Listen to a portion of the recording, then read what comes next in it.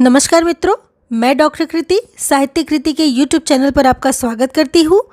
चाहे आप किसी भी परीक्षा की तैयारी कर रहे हैं और उसमें यदि आपने हिंदी विषय को चुना है, इस चैनल में पढ़ाई हुई एक एक वीडियो परीक्षा की दृष्टि से आपके लिए बहुत महत्वपूर्ण है।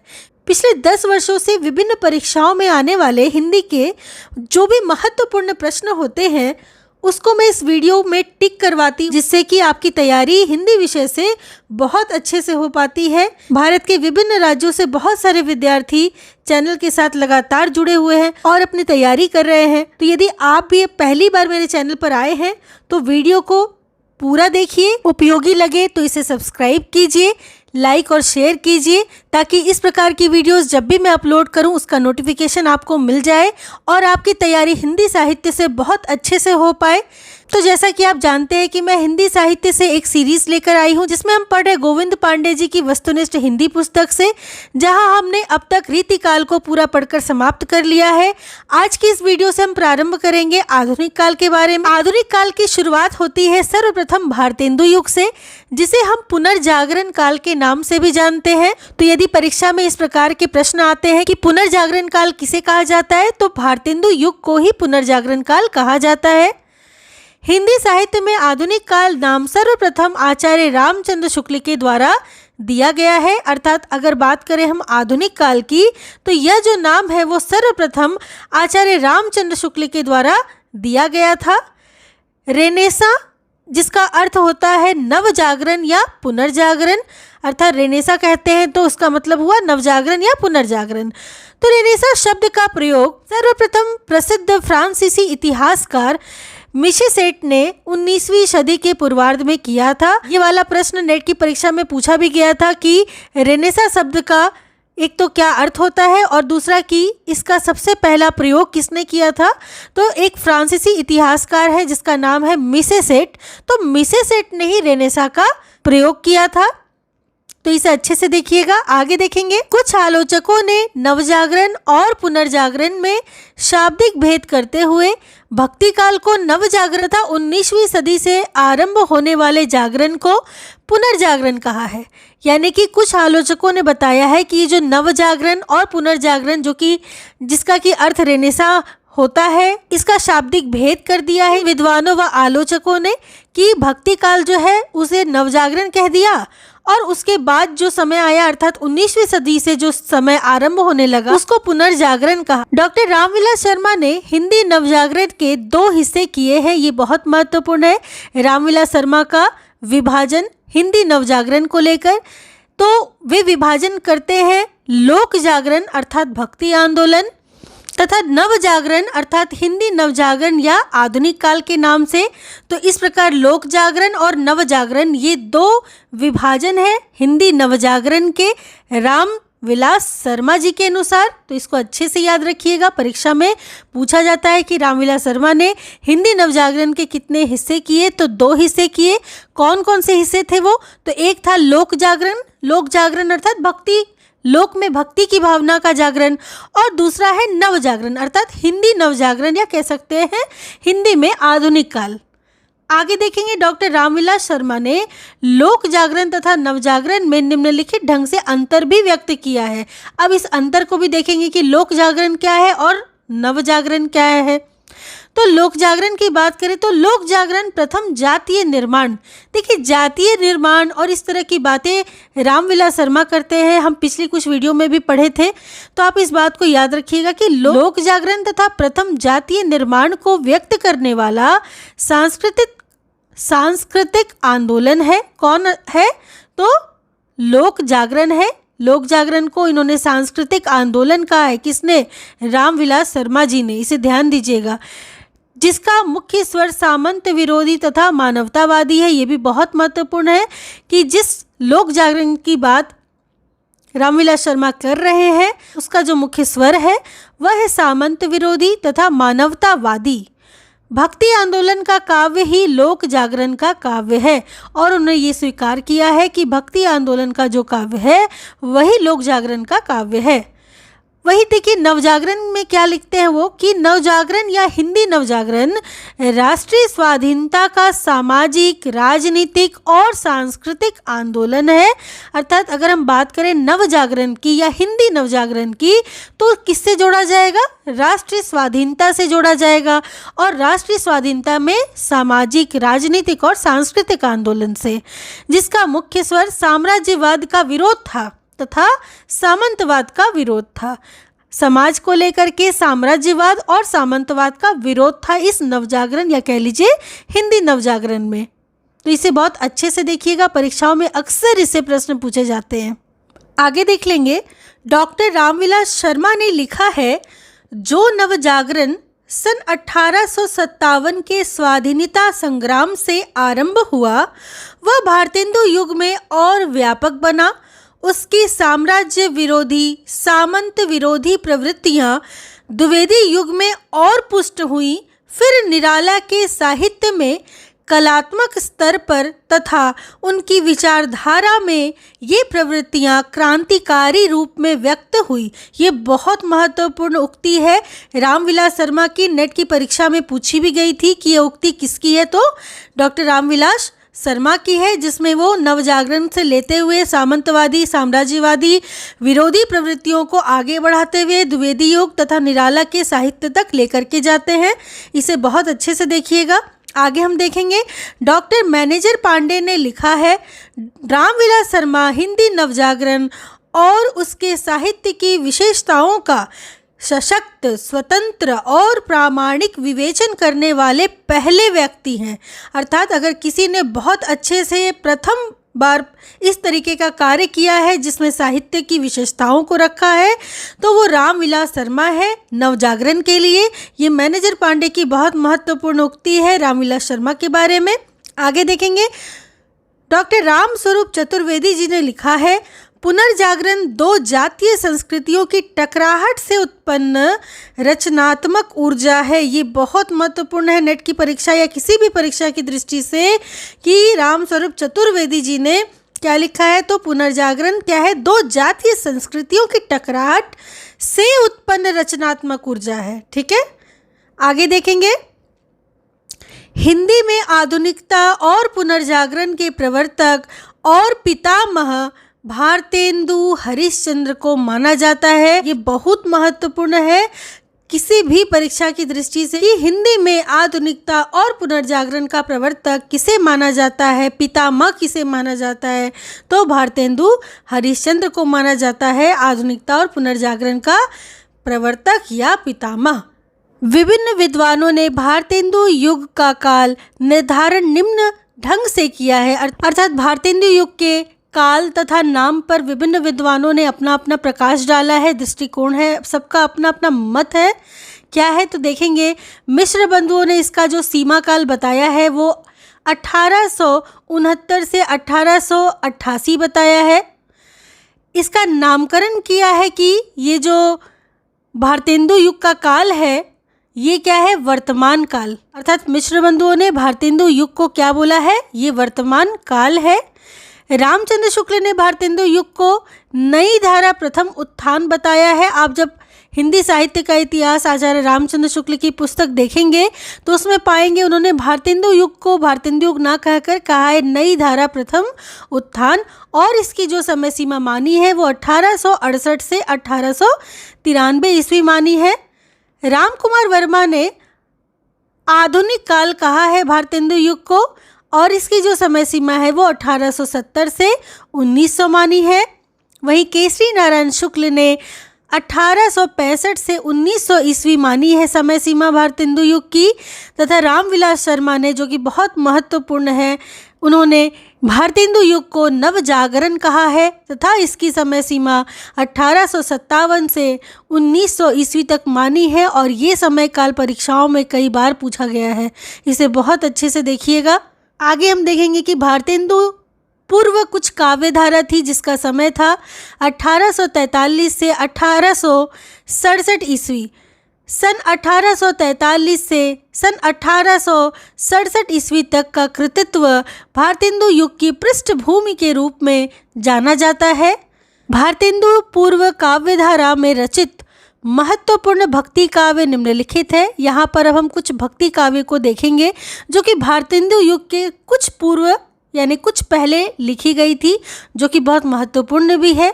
रीवा नरेश रघुराज सिंह, इनकी जो रचना है राम स्वयंवर, रुक्मणी परिणय अर्थात रुक्मणी परिणय, आनंदाबुनिधि, रामाष्टयाम, ये चारों रचनाएं बहुत महत्वपूर्ण है रीवा नरेश रघुराज सिंह की। इसे बहुत अच्छे से देखिएगा। आगे है रघुनाथ दास राम स्नेही की विश्राम सागर, ये भी महत्वपूर्ण है। सरदार कवि की राम रत्नाकर, रामलीला प्रकाश, हनुमत भूषण और तुलसी भूषण। तो सरदार कवि की हनुमत भूषण और तुलसी भूषण ये काफ़ी महत्वपूर्ण रचना है, इसे अच्छे से देखिएगा। आगे ललित किशोरी या कुंदन लाल की स्फुट छंद, गोपाल चंद्र गिरधर दास की राधा स्तोत्र, गोपाल स्तोत्र, जरासंध वध, बलराम कथामृत और राम कथामृत। जरासंध वध बहुत महत्वपूर्ण है, गोपाल चंद्र गिरधर दास की रचना है जरासंध वध, इसे बहुत अच्छे से देखिएगा, परीक्षाओं में कई बार पूछा भी गया है। आगे हम देखेंगे भारतेंदु पूर्व ब्रजभाषा में रचित कुछ श्रृंगारिक रचनाएं भी थी। इन श्रृंगारिक रचनाओं में है सेवक का नखशिख, सरदार कवि की षड ऋतु, साहित्य सरसी, श्रृंगार संग्रह, चंद्रशेखर वाजपेयी की नखशिख, हमीर हट। इनमें से सरदार कवि की षड ऋतु, साहित्य सरसी और श्रृंगार संग्रह बहुत महत्वपूर्ण है। साहित्य सरसी तो नेट की परीक्षा में भी आ चुका है, तो इसे अच्छे से देखिएगा। चंद्रशेखर की भी रचनाएं जैसे कि नखशिख और हमीर हट बहुत महत्वपूर्ण है, इसे भी अच्छे से देखिएगा। तो श्रृंगारिक रचनाओं में हमने 2-3 कवियों को देखा, जिसमें से आप सरदार कवि और चंद्रशेखर वाजपेयी को साथ साथ उनकी रचनाओं को ध्यान में रखिएगा। आगे हम देखेंगे भारतेंदु पूर्व काव्य रीति निरूपण रचनाएं निम्नांकित हैं। इनमें कुछ कवि है जिसमें है रामदास, जिनका नाम राजकुमार भी है। इनकी रचना है कवि कल्पद्रुम सन 1844 ईस्वी की, और ये बहुत महत्वपूर्ण रचना है, नेट की परीक्षा में आ भी चुकी है ये। अगला है सेवक का वाग विलास, ये भी बहुत महत्वपूर्ण रचना है, सेवक की वाग विलास। अगला है गोपाल चंद्र गिरधर दास की भारती भूषण और छंदो वर्णन, ये दोनों भी बहुत महत्वपूर्ण है परीक्षा की दृष्टि से, इन सब को बहुत अच्छे से देखिएगा। आगे हम बैजनाथ द्विवेदी की रचनाओं को देखेंगे, जिसमें सीता रामाभरण मंजरी, राम रहस्य, वृत्तनी दोष कदम्ब, वामा विलास, उद्दीपन श्रृंगार, अनुभव उल्लास, चित्राभरण, ये सभी हैं, जिनमें से राम रहस्य, वामा विलास, अनुभव उल्लास और चित्राभरण वैद्यनाथ द्विवेदी जी की बहुत महत्वपूर्ण रचना है परीक्षा की दृष्टि से, इसे अच्छे से देखिएगा। आगे कवि आते हैं लछीराम, जिनका ब्रह्म भट्ट भी नाम है। इनकी रचना है मान सिंहाष्टक, प्रताप रत्नाकर, प्रेम रत्नाकर, लक्ष्मीश्वर रत्नाकर, रावणेश्वर कल्पतरु, बहुत महत्वपूर्ण रचना है रावणेश्वर कल्पतरु, कई बार परीक्षाओं में पूछा गया है। तो इसका क्या है, लछीराम है रचनाकार, इसे अच्छे से देखिएगा। आगे है लछीराम की कमलानंद कल्पतरु। आगे हम देखेंगे भारतेंदु और उनका मंडल, जिसमें सबसे पहले हम भारतेंदु हरिश्चंद्र को देखेंगे। भारतेंदु हरिश्चंद्र का संक्षिप्त जीवन वृत्त निम्नांकित है। भारतेंदु का जन्म सन 1850 ईस्वी में हुआ था तथा मृत्यु 1885 ईस्वी में। केवल देखिए 35 वर्ष की आयु भारतेंदु हरिश्चंद्र ने जी थी। और ये इससे भी प्रश्न बनता है कि भारतेंदु युग के किस कवि ने सबसे कम आयु जी थी, तो भारतेंदु ने। इनका जन्म स्थान काशी है, पिता का नाम गोपाल चंद्र था, गुरु सितारे हिंद थे भारतेंदु के, उपाधि इनको भारतेंदु की मिली थी और रसा उपनाम से ये रचनाएं किया भी करते थे। तो ये सभी परीक्षा की दृष्टि से बहुत महत्वपूर्ण है कि गुरु का नाम क्या है, उपाधि क्या मिली थी, रसा उपनाम से रचना करते थे, तो ये सभी बहुत महत्वपूर्ण है, अच्छे से देखिएगा। भारतेंदु हरिश्चंद्र की समस्त रचनाओं की संख्या 175 है। कितनी है, 175 है। और उनके काव्य ग्रंथों की संख्या 70 है। अर्थात काव्य ग्रंथों की बात करें तो 70 और वैसे समस्त रचनाओं की संख्या की बात करें तो 175। इसे ध्यान रखिएगा क्योंकि भारतेंदु बहुत महत्वपूर्ण कवि है, इनसे अवश्य 1-2 प्रश्न तो आता ही आता है। इनके काव्य संग्रह निम्नांकित है, इन्हें पढ़ लेंगे और साथ साथ जो महत्वपूर्ण है उसे मैं आपको बताती चलूंगी। भक्ति सर्वस्व, प्रेम मालिका, कार्तिक स्नान, वैशाख महात्म्य, प्रेम सरोवर, प्रेमाश्रु वर्षन, जैन कुतूहल, प्रेम माधुरी। प्रेम माधुरी बहुत महत्वपूर्ण रचना है, ये नेट की परीक्षा में पूछा भी था, तो इसे अच्छे से देखिएगा। इसके अलावा प्रेम तरंग, उत्तरार्ध भक्तमाल, प्रेम प्रलाप, गीत गोविंदानंद, सत्सई श्रृंगार, होली, मधु मुकुल, राग संग्रह, वर्षा विनोद, ये सभी देखिए वर्षा विनोद सब महत्वपूर्ण रचना है। विनय प्रेम पचासा, फूलों का गुच्छा, ये भी बहुत महत्वपूर्ण है।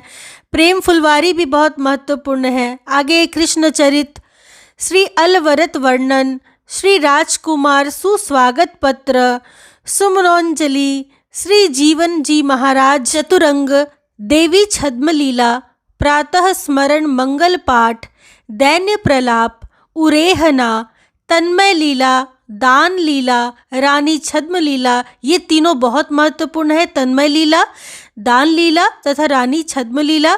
आगे है संस्कृत लावनी, वसंत होली, स्फुट समस्याएं, मुह दिखावनी, उर्दू का स्यापा, प्रबोधिनी, प्रातः समीरन, बकरी विलाप, ये सब बहुत महत्वपूर्ण है। सब परीक्षाओं में पूछी गई थी कि उर्दू का स्यापा किसकी रचना है, तो भारतेंदु की है। वही प्रबोधिनी, प्रातः समीरन, बकरी विलाप, ये सभी भारतेंदु की रचना है, इसे अच्छे से देखिएगा।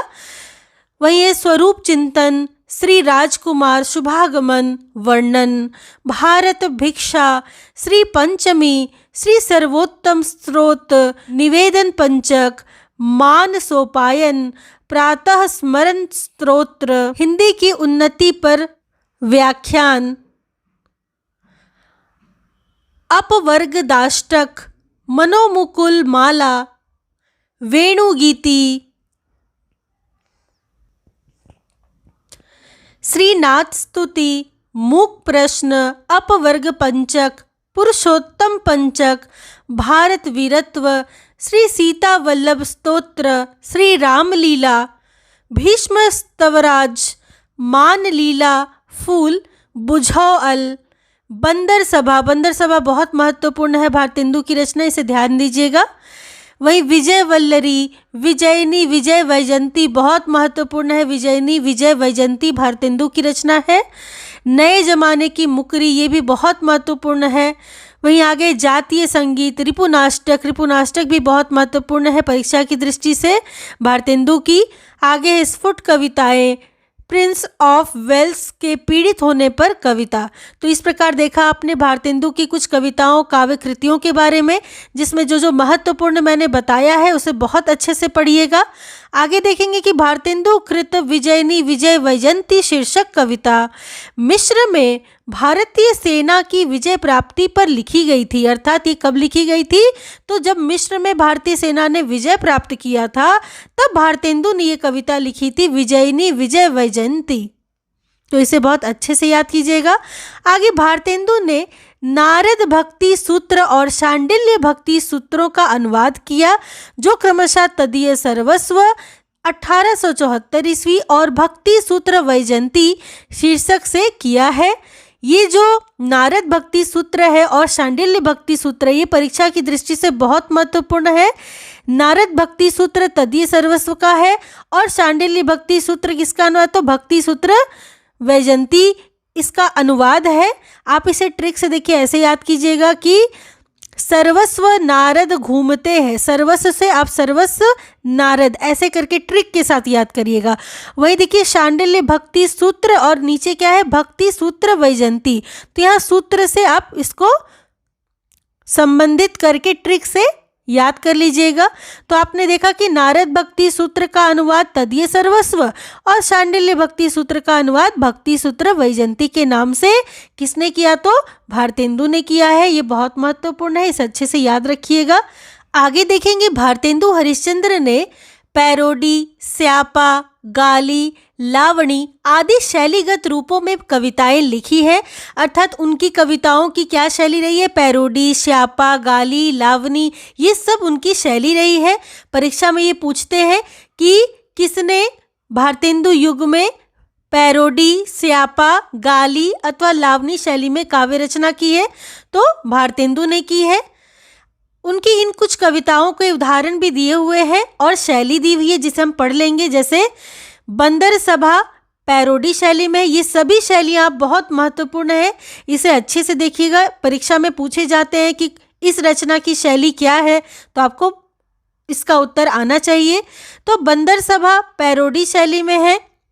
उर्दू का स्यापा स्यापा में है। समधिन मधुमास गाली है। नए जमाने की मुकरी मुकरी है। प्रात समीरन प्यार है। वर्षा विनोद लावणी है। रानी छद्म लीला तन्मय लीला और देवी छद्म लीला प्रबंध गीति है। वहीं विजयनी विजय वैजयंती और हिंदी भाषा निबंध काव्य है। तो इन सबको आप अच्छे से याद रखिएगा। बंदर सभा को आप ऐसे याद कर सकते हैं ट्रिक से कि बंदर सभी परेड करते रहते हैं या बंदर सभी परेड कर रहे हैं, तो पैरोडी शैली। उर्दू का स्यापा में स्यापा है, तो आप स्यापा इसे याद कर सकते हैं। समधिन मधुमास में या याद रखेंगे गाली, जैसे कि समधिन समधि एक ऐसा शब्द है जहाँ पे गाली की कह सकते हैं कि गुंजाइश होती है, गाली की छूट होती है, आप सभी जानते हैं। तो ये समधिन मधुमास से उसी संदर्भ में गाली शैली में है। नए जमाने की मुकरी, तो मुकरी से मुकरी में है। प्रात समीरन प्यार में है, तो प्रातः काल से बहुत प्यार होता है, बहुत अच्छा लगता है प्रातः काल की समय बेला, तो इससे आप ट्रिक से याद कर सकते हैं। आगे वर्षा विनोद जो कि लावणी में है, तो जब वर्षा होती है तो एक तरह से बहुत लावण्यमयी अनुभव होता है, तो वर्षा विनोद से लावणी। आगे रानी छद्म लीला तन्मय लीला और देवी छद्म लीला एक प्रबंध गीति है। वहीं विजयनी विजय वैजयंती और हिंदी भाषा निबंध काव्य है, इसे आप अच्छे से याद रखिएगा। आगे देखेंगे कि भारतेंदु हरिश्चंद्र ने फूलों का गुच्छा कविता खड़ी बोली में लिखी। बहुत महत्वपूर्ण रचना है भारतेंदु की। इससे दो तरह के प्रश्न बनते हैं। पहले तो ये कि फूलों का गुच्छा किसकी रचना है, तो भारतेंदु की है। और दूसरा ये कि कविता की बोली क्या है, तो ये खड़ी बोली में लिखी गई है भारतेंदु की। इसे अच्छे से याद रखिएगा। आगे भारतेंदु मंडल के अन्य कवि काल क्रम अनुसार निम्न है। अब हम उन कवियों को काल क्रम के अनुसार देखेंगे जो कि भारतेंदु मंडल में है। देखिए, भारतेंदु मंडल में भारतेंदु के बाद आते हैं बद्री नारायण चौधरी प्रेमघन सन 1855 से 1923 ईस्वी। इनकी जो मुख्य रचना है वो है जीर्ण जनपद, जो दुर्दशा है दत्तापुर की, आनंद अरुणोदय, हार्दिक हर्षादर्श, मयंक महिमा, अलौकिक लीला, वर्षा बिंदु, लालित्य लहरी, ब्रजचंद पंचक और सूर्य स्तोत्र। ये सभी रचनाएं बहुत महत्वपूर्ण है। मयंक महिमा इसमें सबसे अधिक महत्वपूर्ण है बद्री नारायण चौधरी की। और एक बात आप अच्छे से ध्यान रखिएगा कि भारतेंदु मंडल के जो कवि हैं उनकी रचनाओं का क्रम भी पूछा जाता है। जैसे जीर्ण जनपद, मयंक महिमा, लालित्य लहरी, अलौकिक लीला, कुछ भी आपको दे देंगे और उसका क्रम आपको मिलान करना होगा। तो इसीलिए आपको इन रचनाओं का क्रम भी अच्छे से याद होना चाहिए। इसे 2 बार 3 बार अच्छे से सुनिएगा, पढ़िएगा, ताकि आपको अच्छे से याद हो जाए। आगे है प्रताप नारायण मिश्र 1856 से 1894 ईस्वी। इनकी जो रचना है प्रेम पुष्पावली, मन की लहर, लोकोक्ति शतक, प्यांताम, श्रृंगार विलास, हर गंगा। हर गंगा प्रताप नारायण मिश्र की बहुत महत्वपूर्ण रचना है, इसे अच्छे से याद रखिएगा। आगे है ठाकुर जगमोहन सिंह, जिनका समय काल है 1857 से 1899 ईस्वी। इनकी जो प्रमुख रचना है प्रेम संपत्ति लता, श्यामा लता, श्यामा सरोजनी, देवयानी। आप देख सकते हैं कि इन रचनाओं का क्रम पूछा था नेट की परीक्षा में, तो इसे आप बहुत अच्छे से देखिएगा। ये सभी रचनाएं महत्वपूर्ण है। आगे देखेंगे अंबिका दत्त व्यास, जिनका समय काल है 1858 से 1900 ईस्वी। इनकी जो प्रमुख रचना है वो है पावक पचासा, सुकवि सत्सई, हो होरी, जिसमें हो होरी अंबिका दत्त व्यास की महत्वपूर्ण रचना है। आगे के कवि आते हैं राधा कृष्ण दास, जिनका समय काल है 1865 से 1907। इनकी प्रमुख रचना है भारत 12 मासा और देश दशा, और दोनों महत्वपूर्ण है, इसे अच्छे से देखिएगा। और एक बात यह है परीक्षा की दृष्टि से महत्वपूर्ण कि भारतेंदु मंडल में कौन कौन से कवि हैं, और साथ साथ इन कवियों का क्रम भी परीक्षा में पूछता है। जैसे हमने पढ़ा, सबसे पहले भारतेंदु, उसके बाद बद्री नारायण चौधरी, प्रताप नारायण मिश्र, ठाकुर जगमोहन सिंह, अंबिका दत्त व्यास और राधा कृष्ण दास। इसे आप एक ट्रिक से ऐसे याद कर सकते हैं, भारतेंदु, बद्री प्रताप ठाकुर, अंबिका, राधा। तो इसे आप अच्छे से याद कर लीजिएगा ट्रिक के साथ, ये बहुत काम आएगी, क्योंकि कई बार विभिन्न परीक्षाओं में ये प्रश्न बनते हैं कि भारतेंदु मंडल के कवि कौन कौन से हैं। आगे देखेंगे, बद्री नारायण चौधरी प्रेमघन उर्दू में अब्र नाम से कविताएं लिखते थे। ये भी बहुत महत्वपूर्ण है कि बद्री नारायण चौधरी किस नाम से कविताएं लिखते थे, तो अब्र के नाम से कविताएं लिखते थे उर्दू में। प्रेमघन की समस्त काव्य कृतियों का संकलन प्रेमघन सर्वस्व शीर्षक से किया गया है। तो ये प्रेमघन सर्वस्व क्या है, तो प्रेमघन की समस्त काव्य कृतियों का संकलन है। आगे देखेंगे, प्रेमघन ने विलायत में दादा भाई नौरोजी को काला कहे जाने पर क्षोभपूर्ण कविताएं लिखी थी। ये कई बार परीक्षाओं में पूछा है कि किसने दादा भाई नौरोजी को काला कहे जाने पर क्षोभपूर्ण कविताएं लिखी थी, तो प्रेमघन ने लिखी थी। इसे बहुत अच्छे से देखिएगा। प्रेमघन की कविताओं में यति भंग प्राय मिलता है। क्या मिलता है? यति। इन्होंने मयंक महिमा की रचना खड़ी बोली में की है। मैंने अभी भी आपको बताया भी था प्रेमघन को पढ़ाते हुए कि मयंक महिमा इनकी बहुत महत्वपूर्ण रचना है, और साथ साथ ये रचना खड़ी बोली में है, यति भंग इसमें मिलता है। तो इस प्रकार ये रचना बहुत महत्वपूर्ण है, इसे अच्छे से याद रखिएगा। प्रताप नारायण मिश्र की प्रतिनिधि कविताओं को प्रताप लहरी शीर्षक से संकलित किया गया है। तो प्रताप लहरी शीर्षक से किसकी कविताओं को संकलन किया गया है, तो प्रताप नारायण मिश्र की प्रतिनिधि कविताओं को संकलित किया गया है। प्रताप नारायण मिश्र ने हर गंगा, तृप्यंताम, बुढ़ापा, हिंदी की हिमायत शीर्षक से महत्वपूर्ण कविताएं लिखी है।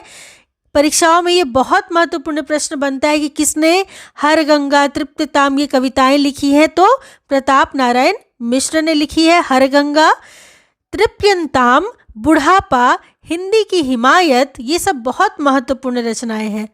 आगे देखेंगे, ठाकुर जगमोहन सिंह ने श्रृंगार और प्रकृति सौंदर्य परक कविताओं की रचना की है।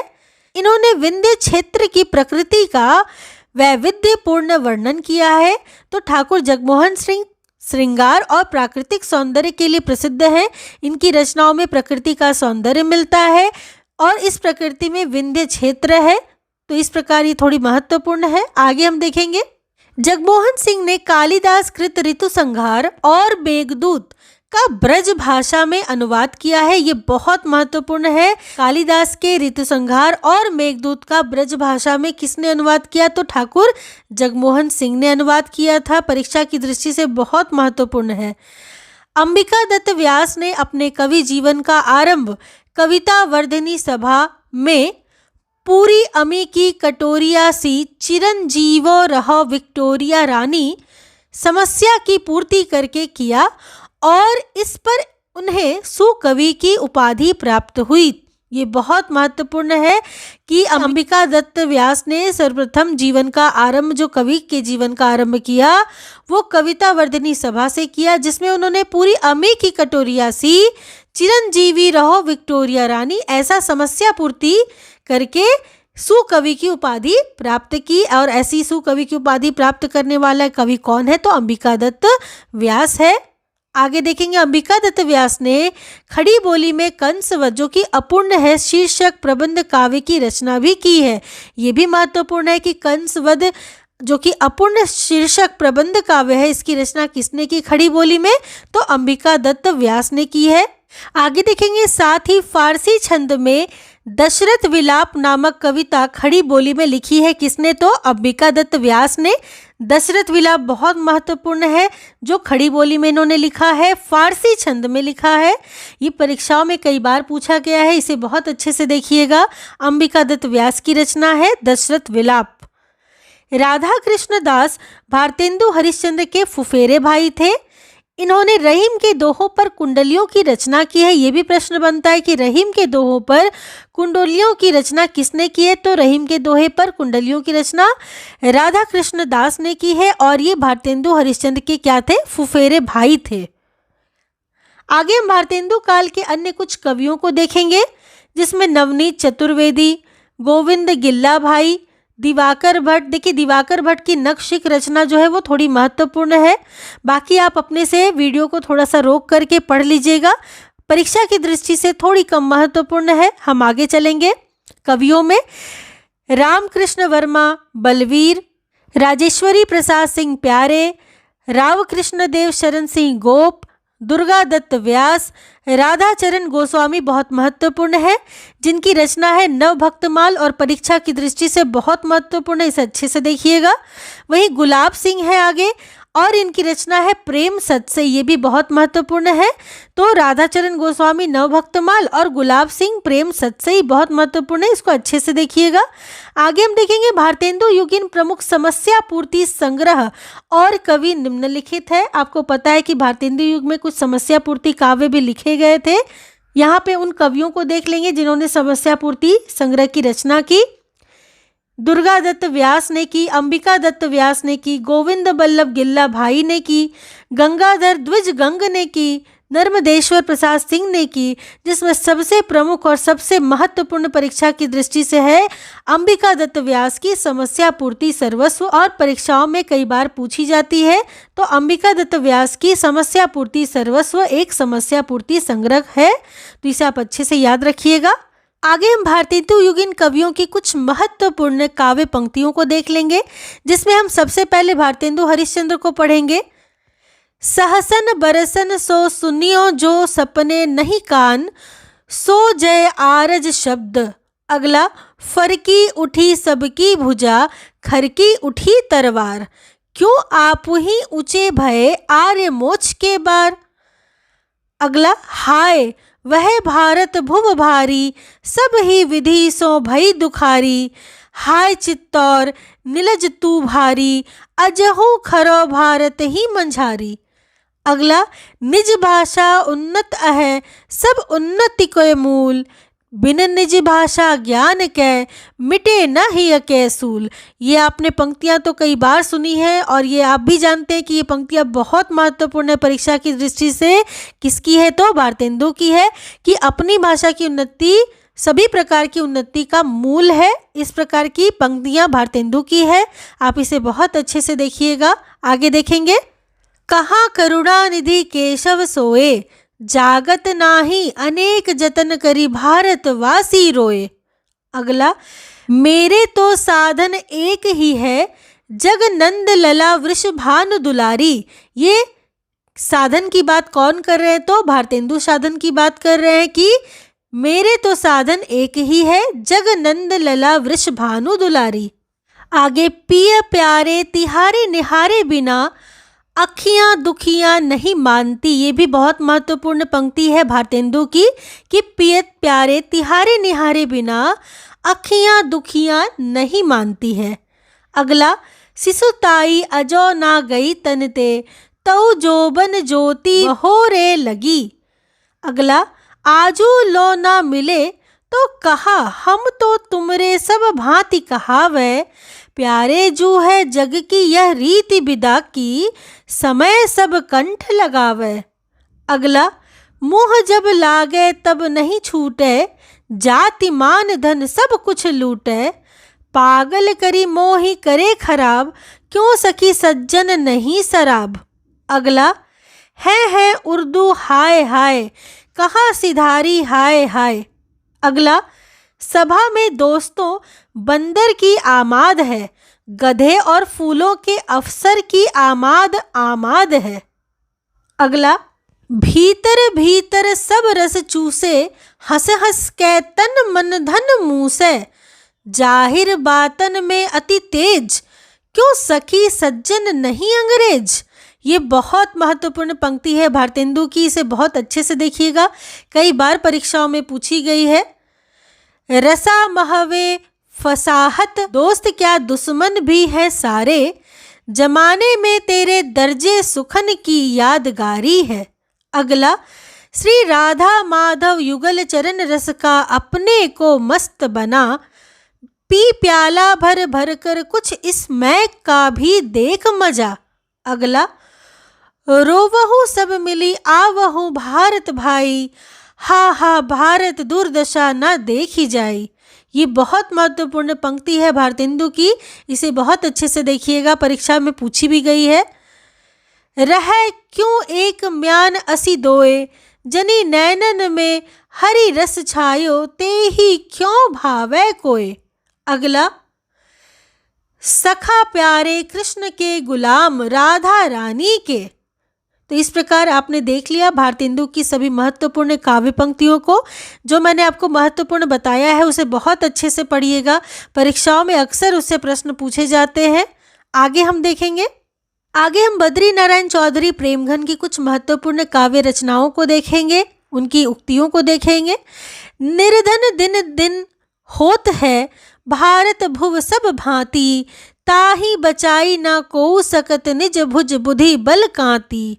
अगला, अचरज होत तुमहु सम गोरे बाजत कारे, तासो कारे करी शब्द हूँ पर है वारे। अगला, भयो भूमि भारत में महाभयंकर भारत, भय बीरबल सकल सुभट एक ही संग गारत। अगला, आजू लो रही अनेक भांति धीर धारी कै, पैना भाव मोही बैठनो सु मौन मारी कै। अगला, बगियान बसंत बसेरो कियो, बसिए तेही त्यागी तपाइए ना, दिन काम कुतूहल के जो बने, तिन बीच वियोग बुलाइए ना। घन प्रेम बढ़ाए के प्रेम अहो, बिथा बारी वृथा बरसाइए ना, चित चैत की चांदनी चाह भरी, चर्चा चाली बेकी चलाइए ना। अगला, धन्य भूमि भारत सब रत्ननी की उपजावनी। ये बहुत महत्वपूर्ण है, बद्री नारायण चौधरी प्रेमघन की काव्य पंक्ति, इसे अच्छे से देखिएगा। धन्य भूमि भारत सब रत्ननी की उपजावनी। आगे हम प्रताप नारायण मिश्र की प्रमुख काव्य पंक्तियों को देखेंगे। चाहूँ साचहूँ निज कल्याण, तो सब मिली भारत संतान, जपो निरंतर एक जबान, हिंदी हिंदू हिंदुस्तान। अगला, तब ही लखियो जह रहियो एक दिन कंचन बरसत, तह चौथाई जन रूखी रोटी हूँ को तरसत। अगला, पढ़ी कमाए किन्हों कहा, हरे देश कलेश, जैसे कंता घर रहे, तैसे रहे विदेश। अगला, जग जाने इंग्लिश हमें वाणी वस्त्र ही जोए, मिटे बदन कर श्याम रंग, जन्म सुफल तब होए। अगला, नौन तेल लकड़ी घासहूँ पर, टिक्स लगे जहाँ, चना चिरौंजी मोल मिले, जहाँ दीन प्रजा कहाँ। अभी देखिए क्या दशा देश की हो, बदलता है रंग आसमां कैसे कैसे। अगला, कौन करे जो नहीं कसकत, सुनी विपत्ति बाल विधवन की।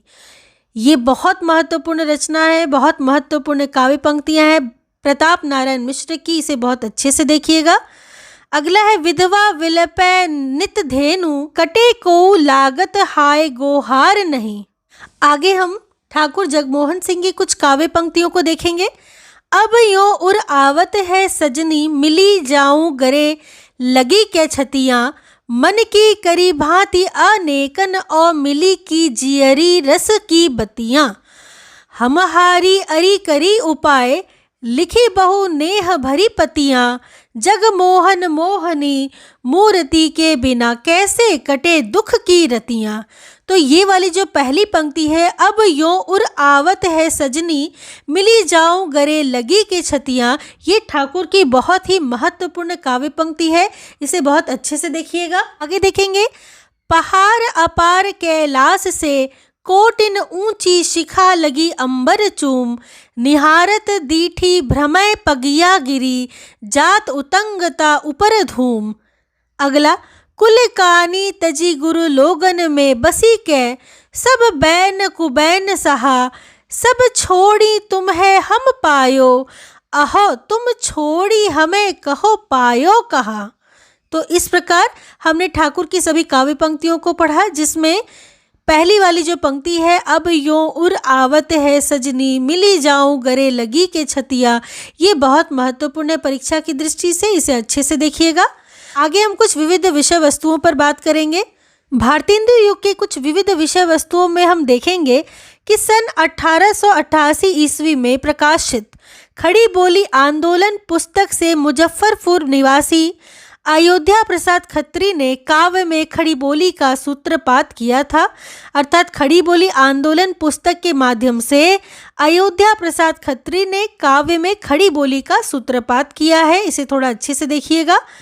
अगला, अयोध्या प्रसाद खत्री कृत खड़ी बोली आंदोलन में ब्रज भाषा और अवधी की रचनाओं को हिंदी साहित्य के अंतर्गत स्थान देने से इनकार कर दिया गया है।